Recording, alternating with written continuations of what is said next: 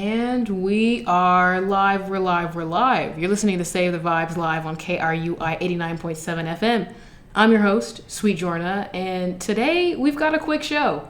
What can I say? It was a slow news week in regards to what we cover here on the show. To avoid leaning into unnecessarily controversial or generally not significant news stories, I'd rather just have a short show. I never want to bore you listeners, even though that's like 90% of what we do here on Save the Vibes. I like to refrain from throwing in filler stories that primarily serve to stoke the flame of polarization and news fatigue that's so prominent, especially online. But before we take off, I want to say a special thanks to Dave Rooney. Every week he gives Save the Vibes a little shout out during his segment, and I really appreciate that. Unfortunately, there's no one coming in directly after me to the station, but to pass on the torch, if you're a fan of personally curated music, I highly recommend tuning in for some of our other music segments. I know one tomorrow from 5 to 6 p.m. is Ari Safari, your specially curated grunge and emo playlist. But I'd like to start off today with a response to a listener that reached out to me last week. If you tune in regularly, you know we've spent a lot of time covering the Israel-Gaza war. I won't be doing coverage on that today, but that's the topic that the listener brought up concerns about. Last week, I included several sentences in my coverage that went along the lines of, "No, I know Hamas is a terrorist organization, but..." and followed that up with what could be argued as sympathy for Hamas. I cannot argue with this. I did, in fact, say those things, and I will continue to, but I feel that this is a solid reason to explicitly state what I aim on doing here with my coverage. I intend on looking at all situations in the news from a variety of perspectives, and I hope my coverage conveys that well enough. I'm not interested in being an America loyalist that blindly gives into the political rhetoric laid out on a silver platter by, I don't know, the New York Times and every other major domestic outlet. When I do coverage, I try to apply logic from every perspective necessary. The coverage we've done on Israel and Palestine has been the most obvious form of this, from Save the Vibes in particular. I hold the belief that I would actually be doing the public a disservice to relay the news in a way that I know would be palatable to the majority of listeners. I aim to challenge everyone's own beliefs as a way to reaffirm what one really does truly genuinely believe. On Hamas specifically, I like to focus on the reasons why political actors are acting in the way that they are. The definition of terrorism is the commission of violence for political purposes. For Hamas, as a terrorist organization, it would be useless at the very least and neglectfully ignorant at the worst to not at least try to understand why. What is the reasoning for their actions? They are explicitly saying that that there is a root cause for the violence that they commit. If solutions are attempting to be found for the conflict, or if predictions about what might happen next are relevant to the updates that we're seeing from this organization, why would anyone not want to look at the root causes of those situations, of those actions? What are the direct reasons updates continue to develop? I'll go back to the original point. I am not a simp for Hamas. I guess that's really not for me to determine, but I do not condone their acts of violence. There is no sympathy in my heart for the commission of violence against innocent populations, just as much as I also don't condone that same behavior for Israel. Frankly, I think it's a little bogus that I have to call Hamas a terrorist organization when I don't have to do the same for Israel. Both sides are committing violence against the public for political purposes. Israel's political purpose is to demonstrate how serious it is about destroying Hamas by any means necessary, even if that means is dozens of thousands of civilian lives in Palestine. In how I choose to conduct my news coverage, I simply will not be grading Israel on a curve. Their violence is no less deserving of critique than Hamas. That means that any sympathy expressed for either of their ideologies and how they pan out relative to the moral compass of respecting other people's human rights. Right now in the conflict, it does not look like Israel is conducting themselves with really any ounce of respect for human rights outside of anyone but their own people. This conduct has been enormously detrimental to the welfare of millions of innocent Palestinian lives.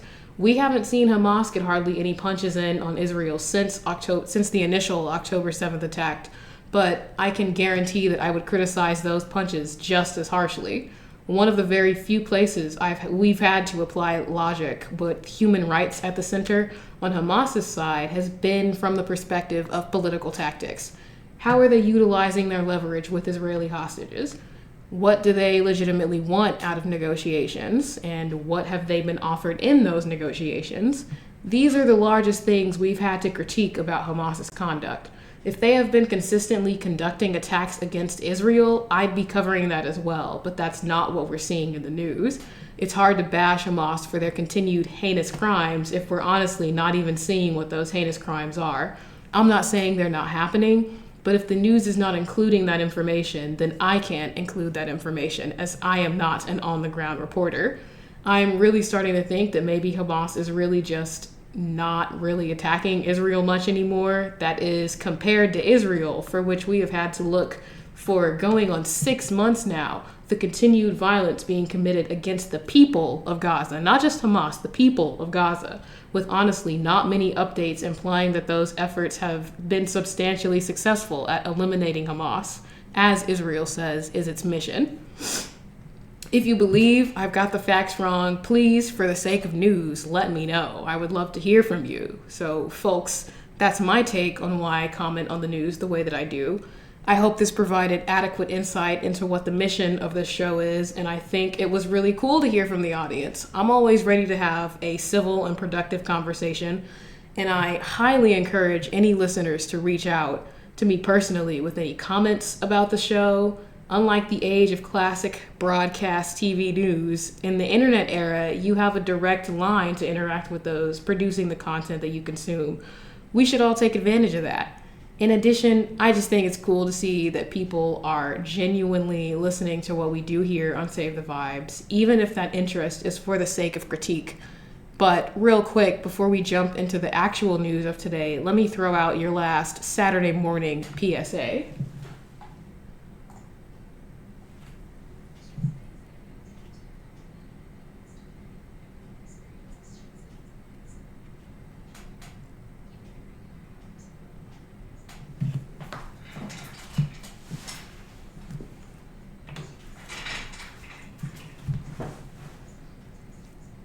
We're gonna go no chair.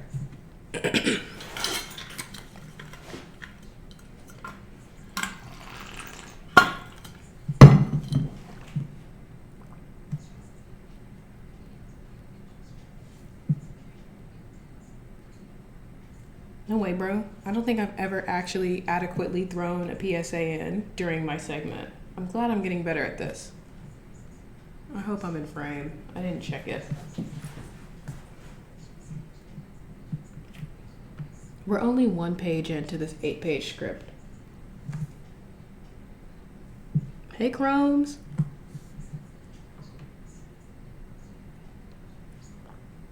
And we're back. Further in the news, the youngins are gonna hate this one. This past Wednesday, the U.S. Congress voted on House Resolution 7521, or the Protecting Americans from Foreign Adversary Controlled Applications Act. This would effectively force the sale or ban of the widely popular social media app TikTok. This bill was passed with bipartisan support of 352 votes in favor and 56 votes against, with one singular present vote, but that's, not super necessary. The bill has got the girlies going crazy. The way that this has disturbed online culture should honestly be subject to studies. The core of this bill and the vast support for it is that it is an issue of national security. The U.S. and TikTok have been in a years-long battle to determine the future of how this app will operate in the country. The matter of concern is that TikTok's parent company, ByteDance, the company responsible for the underlying technology and coding that determines how the app functions, is Chinese.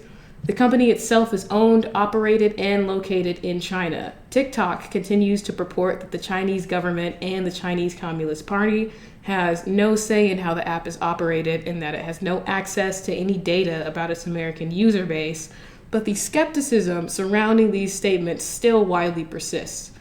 TikTok has responded to the bill in largely two ways. One, by issuing an in-app notification encouraging users to contact their representatives about the bill, and two, sending popular content creators on the app directly to DC as like informal lobbyists to appeal to politicians and their follower bases to garner support against the bill.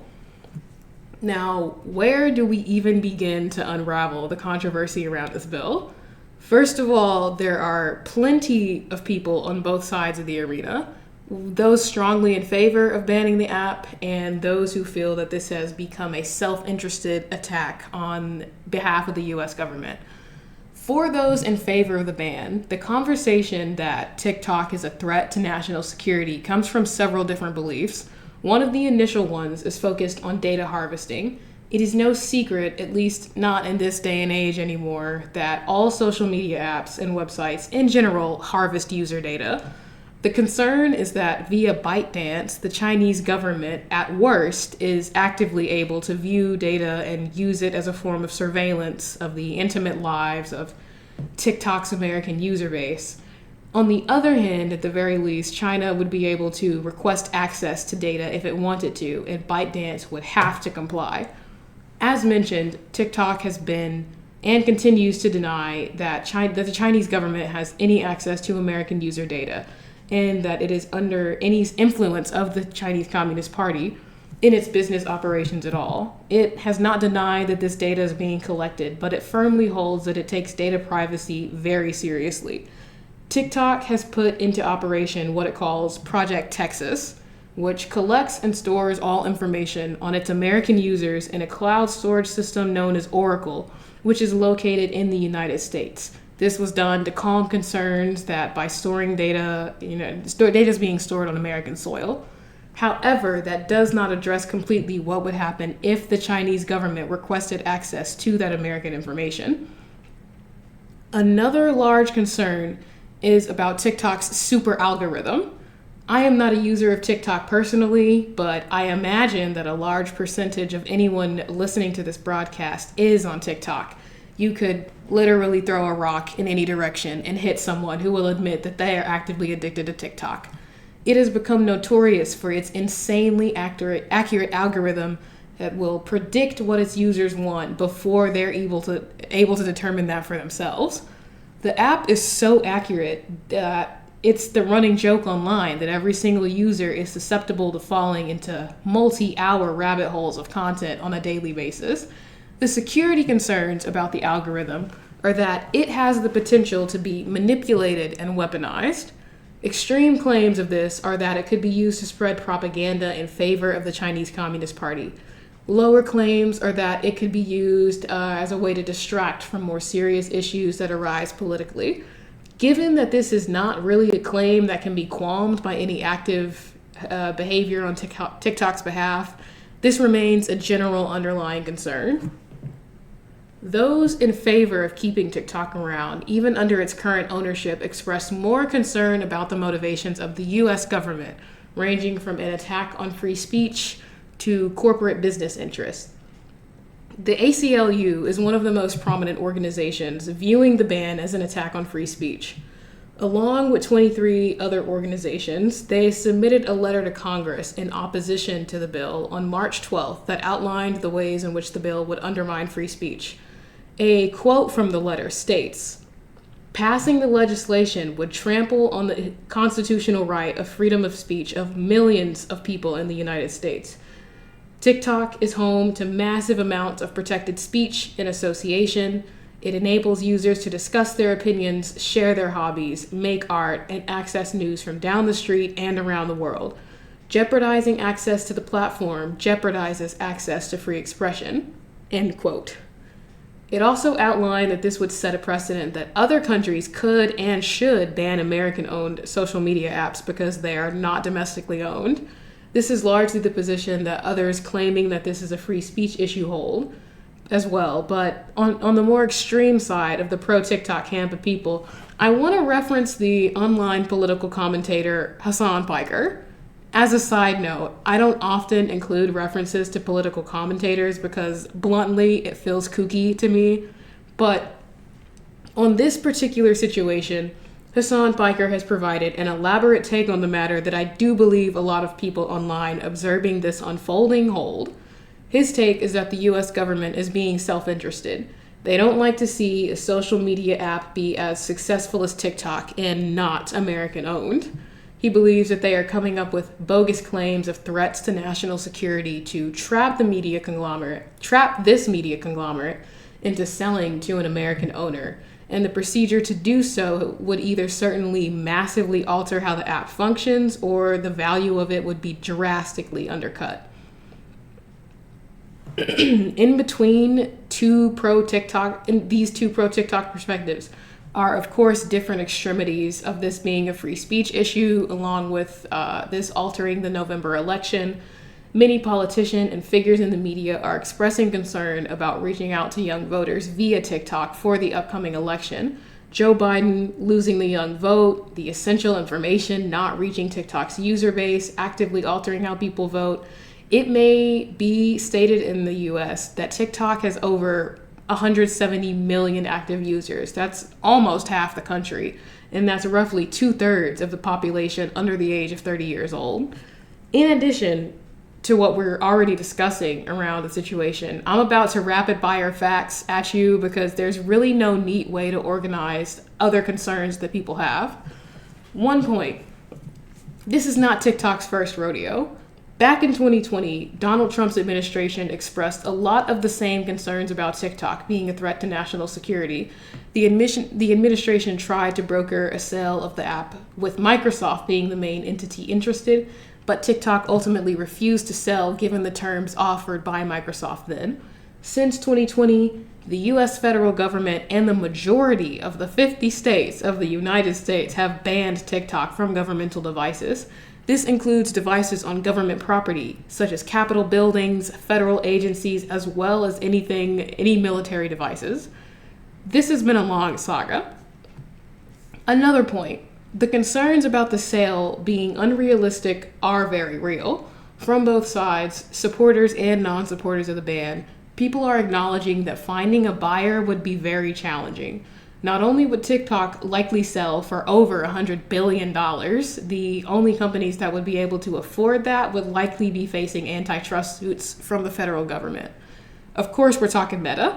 Meta is the main media company that would even have that kind of money. They would be subject to a long court process in obtaining this app, even if they didn't want it. Even if they did want it. And that would just be a headache to take on. The bill only provides 180 days for TikTok to find a new owner. That's roughly 5 months. For an app this massive and with this value, that is no time at all. It would either have to sell for extremely cheap or just leave the US entirely. And the last point, the algorithm may have to be separated from the app. The Chinese government, in an update to their export control list, included the algorithm, which was created in China by Chinese engineers. This means that no sale of that algorithm could take place without direct approval from the Chinese government. I swear I'll make this the last can of worms I open for today, but the Chinese control over the algorithm has been the nail in the coffin for many people on this issue. As much as TikTok has denied having any substantial connection to the Chinese Communist Party, the Chinese Communist Party, have been passionately speaking out against this bill. A spokesperson for China's foreign ministry, Mr. Wang Wenbin, has stated that the U.S., quote, is resorting to hegemonic moves when no one could find... They're resorting to hegemonic moves when one could not succeed in fair competition. Now, pardon me, but I thought the Chinese government had virtually no stake in this issue. I could see why ByteDance would release a statement like such, but the government itself? The fact that extreme links are being taken to protect this highly addictive and predictive algorithm by the Chinese government, so much so that its sale would need state approval, is highly concerning. As I would like to make protocol on this show, I want to let you know that we're now stepping into more opinionated territory here. I'm personally in favor of the ban if it's not apparent. This is where specific legal language becomes integral to the bill. The informal title of the bill is Protecting Americans from Foreign Adversary Controlled Applications Act. According to the Federal Code of Regulations, the definition of foreign adversary is, quote, any foreign government or foreign non-government person determined by the Secretary to have engaged in a long-term pattern or serious instances of conduct significantly adverse to the national security of the United States or security and safety of United States persons. This legally means that the bill would not apply to just any average country off the street. It would have to apply to countries that have historical reasons to be considered a threat to the interests of the United States. In the tech world, the US and China are not friends. They are not business partners. They are competitors and arguably direct enemies. For the claims that TikTok is not subject to the influence of China, they sure are coming to bat for TikTok, and surely that is not out of the kindness of their hearts. The Chinese government has released a slew of statements claiming that this bill is against the rules of global trade, which, really comes across as the pot calling the kettle black to me. It is possible that China is really just looking out for a big domestic company like ByteDance, but the algorithm being a high priority to protect by the government is honestly not much different than the US protecting itself from that very same algorithm that is being treated as a highly valuable asset to a direct foreign adversary. As for why people are fighting so hard on behalf of TikTok, I personally think the US has traumatized its own people. I can't totally knock people for being incredibly skeptical about the US feds making moves against an app that has grown to mean a lot of great things. A lot of stupid things as well, but a lot of great things to its users. People are connecting with one another, people are making careers on TikTok, businesses are being run and receiving high levels of exposure on TikTok, and an entire generation's culture is being curated on the app. Based on literally countless events by the US government in the past, it is just an instinctual response to assume that the government has some slimy underlying motivations for wanting to put an end to what has brought so many people joy. But I challenge anyone firmly on the pro-TikTok camp to consider the facts of the issue to determine whether they genuinely believe in the message and goal of TikTok or whether they simply will not allow themselves to agree with the US government. It is apparent that there is some connection to the Chinese Communist Party. I know last year, actually on this show, when we covered the first hearing that TikTok had before Congress, the loudest voices online were of people clipping the hearing out of context, trying to prove how unnecessary and racist the government was being towards TikTok CEO Mr. Xu Zichu. The clips went crazy of representatives repeatedly asking Mr. Chu if he had any affiliation with the CCP, and he bluntly responded that he is Singaporean. Some reps were definitely being racist. I watched about 3.5 hours of the 5-hour hearing, so I watched most of it. Some reps were definitely being racist, provocative and unproductive in general, but most of them were just legal questions. Maybe people have never seen legal proceedings before, but that's just how legal questions work. You have to be a bit redundant for the sake of clarity, and sometimes that includes asking someone you know is Singaporean if he has any connection to the Chinese Communist Party. I asked people who were diehard committed to vouching that TikTok had no connections to the CCP, why the CCP is now coming to bat so hard for TikTok. Does anyone believe that those questions were necessary now that TikTok cannot be sold in one piece without Chinese state approval? In addition, one of the fears is that TikTok is so large and the algorithm is so comprehensive that it could be a threat to national security. TikTok itself proved this week that it is able to wield political influence, with sending creators to DC as informal lobbyists and encouraging users to contact their representatives and getting the hashtag #SaveTikTok mega trending. Politicians in DC were actually overwhelmed by the amount of people contacting them. They could not handle the volume of callers and emails and letters, etc. TikTok was doing what any company would facing this expulsion from a giant consumer market, and that's plead for help a little, but it certainly confirmed national security concerns. It altered how people interact with their own government. This bill alone has the potential to alter the course of the presidential election in November, whether that be via political movements or Biden losing the young vote that won him the election last cycle because he followed through with banning TikTok. It is actively being demonstrated that this app has the potential to alter domestic politics, if nothing else. I can understand why this app is a realistic threat to national security. This doesn't even touch on the free speech argument. That's the other can of worms that I won't be opening today. But the only thing I'll say on that is that an app being protected by the Chinese Communist Party is probably not more invested in your freedom of speech than the US government. To all the pro-TikTokers again, I ask, do you really believe that the US is being so evil with this move that you are more than willing to align with the CCP, a known authoritarian and surveillance government, than the general corruption of the US government? Anyone online today knows that technology is advancing at alarming rates, so much so that we cannot even predict, let alone legislate, all of the future threats to come. If we want greater moves towards effective and much needed regulation over what happens online, then I absolutely do not blame the US for wanting the population at large to not walk directly into the arms of an alarming technology from a foreign adversary. Me personally, I'd rather at least stick to the corruption that we know in America.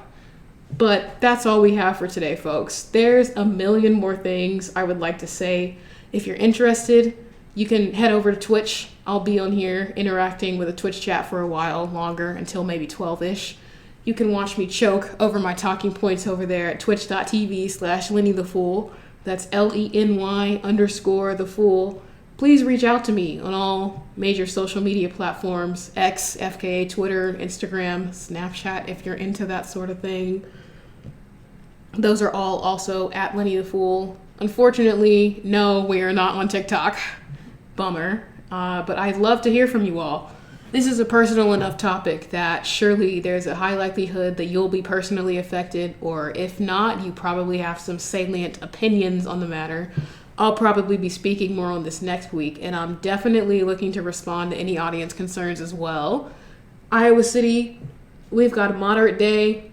High today is about 56 degrees. It's quite chilly and windy, so stay inside these last few moments of spring break we have left, but I'll surely be doing the same. Take this time while you can for yourself. I know I'll certainly be doing the same. But that's a wrap, folks. You're listening to Save the Vibes live on KRUI 89.7 FM. I'm your host, Sweet Jorna, and we'll be back next Saturday, back to your regularly scheduled tunes.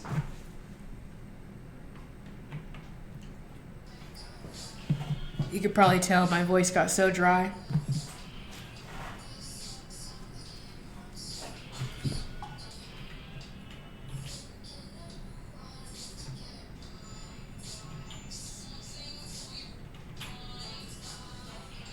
What? We don't even have Michael Jackson in the studio. I was gonna play some Michael Jackson.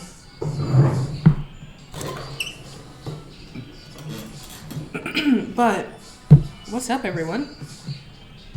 Oh, dude, I think my chat froze.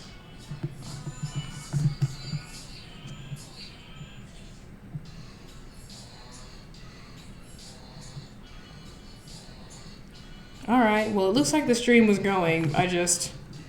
My chat froze for me. I didn't know if people weren't commenting or whatever. I lost all my young viewers for being pro no TikTok. You know, I don't think many young people listen to the radio anyway, so I don't think I had their vote to begin with. Vote me for broadcast president. Someone asked, am I a college student? I don't know if you're still in here, Chromes, but yes, I am indeed a college student. I know I look 12.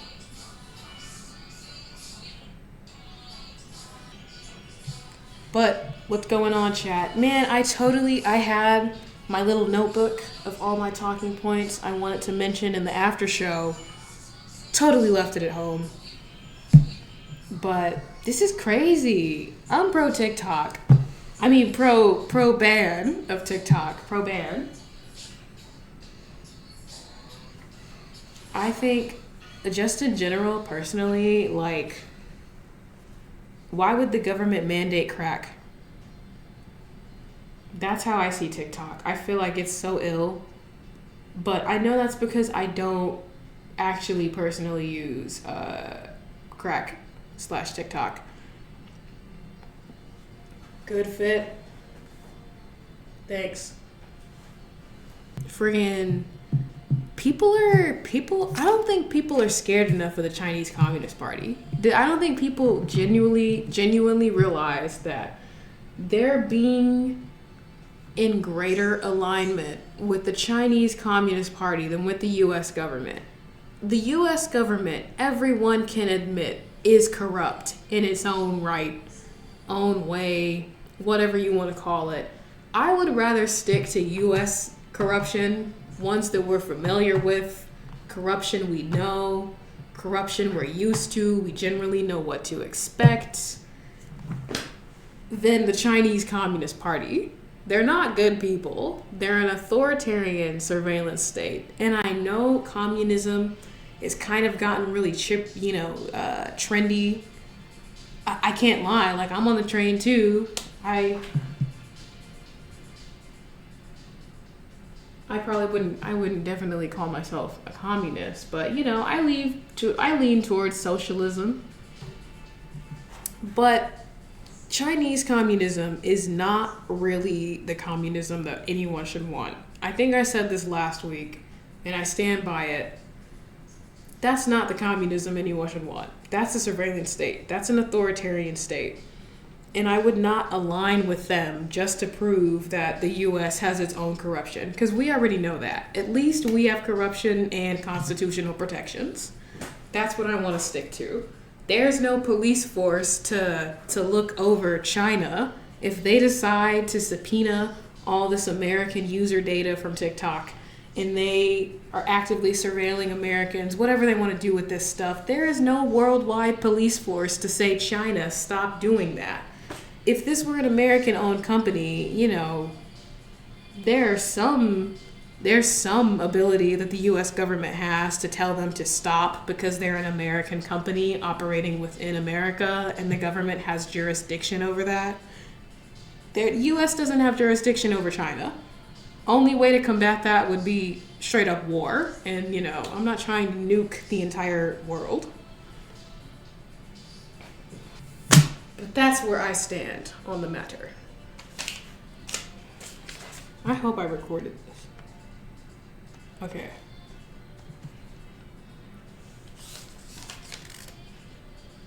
Any thoughts? When do you think we'll get a cyber police? Probably, that's a great question. And I wish I had an answer. Given how slow Congress moves, I give it 10 years for even the agency to be created. I think only way to tackle cybersecurity, cyber police in America, we got to create an entire new agency, just like the FBI and the CIA. We need a federal agency to cover this kind of stuff because it's a massive operation, and that probably won't be happening until, I give it 10 years until that's even introduced legitimately to legislation. If Trump is elected, 15. But what else on TikTok? Cyber police, yeah, I'm giving it, decade, maybe 15 years. When will it start being good? 20. And that's if the oceans are not boiling by that point and we still have a human population.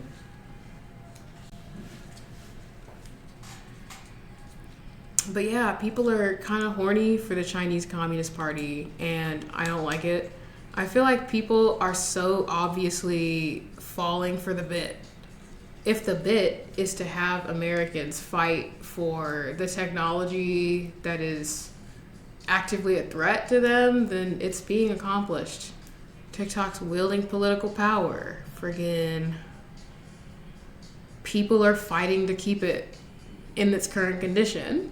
Like, are people really not concerned about the association with the Chinese Communist Party? I don't know. I wish people would take that a little more seriously, but they're probably getting most of their information from TikTok. Because it's crazy. You know, I saw in my research, some people are totally not concerned.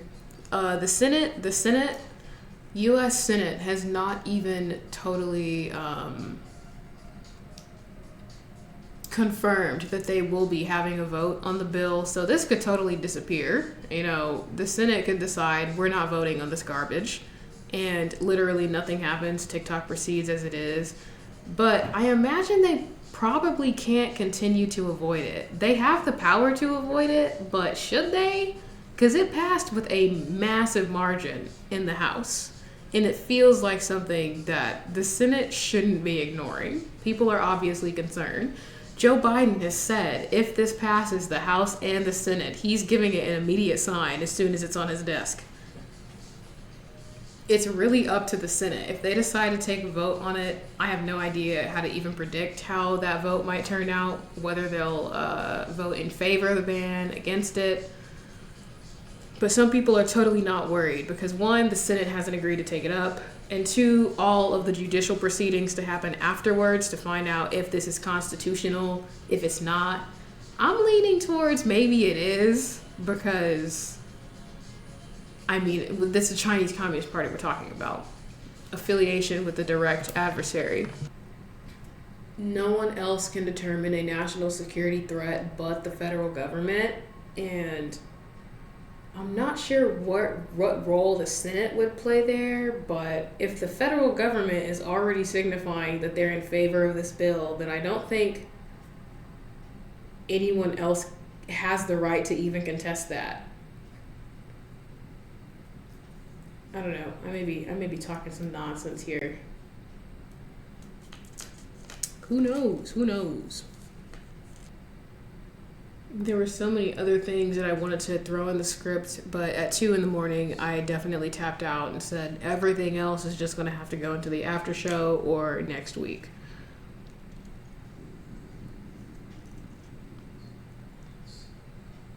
Oh, let's talk about this being a business decision. Political commentator Hassan Piker saying this is a U.S. being jealous of a successful... Oh, man, I keep disconnecting from OBS. He's saying that this is a business decision, business venture. The U.S. is essentially jealous that China's got this huge, mega successful social media company, and the U.S. has no part in it. Which I partially think is the reason it's a concern, because it's a giant social media company and the U.S. has no part in it. That's a little scary. It's not even in American hands. Not that America handles everything with extreme care, but like I said, I'd rather stick with the corruption that we know. I think it's a valid reason to be upset that a Chinese company is being successful, this level of successful, and there's no American intervention or like control over the issue. There are 3 Americans on ByteDance's board, but that doesn't mean anything. They're in China, you know. They're under Chinese jurisdiction, and I think that's the larger issue, is that everything that this company does is being overseen by the Chinese government and not subject to influence from really anyone else. I guess I'll end it here. If no one else has anything to say in the chat.